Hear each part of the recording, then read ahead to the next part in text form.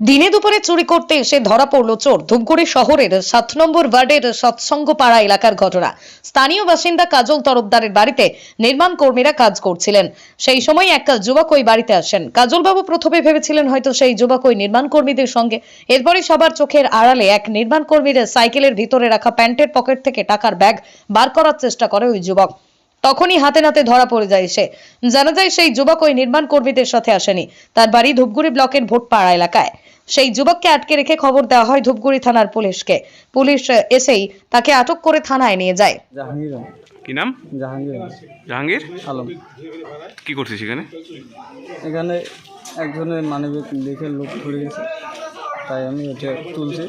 এইখানে কেন আসছিলিস? মিস্ত্রিরা দেখে এখানে কেন আসছিলি? এখানে আসছে আমার একজন দাদাকে খুঁজতে আসছে, তো দাদা কোথায় কোথায় ছিল?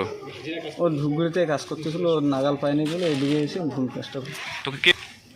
হ্যাঁ, দাদা না না, আমি ভাবতাম এদিকে আসে, হয়তো এদিকে এর জন্য খুঁজতে আসছে। এর আগে মানে চুরি করছিলাম তারি বাড়ি দিয়ে আর কি, আশেপাশেই আশেপাশে।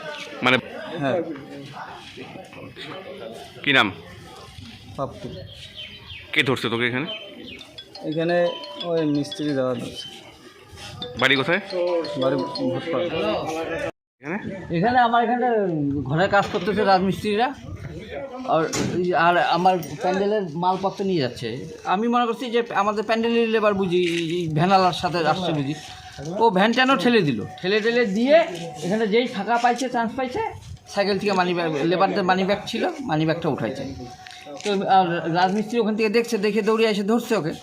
তারপর আমাকে ডাক দিছে, আমি সাথে সাথে এসে জিজ্ঞেস করছি। ও একটা জিনিস কী করলো যে না, হ্যাঁ আমি এটা লোভের চোটে মানিব্যাগটা উঠাইছি, এটাও স্বীকার করছে। এখন কি করবে? এখন ধরে রাখছি, এখন ওর বাড়ির লোককে আসার জন্য করছি। ওই যে প্রশাসন থেকেও আসছে, এখন প্রশাসন এসে যদি নিয়ে যায় নিয়ে যাবে। আপনার নাম? আমার নাম কাজল তরফদার।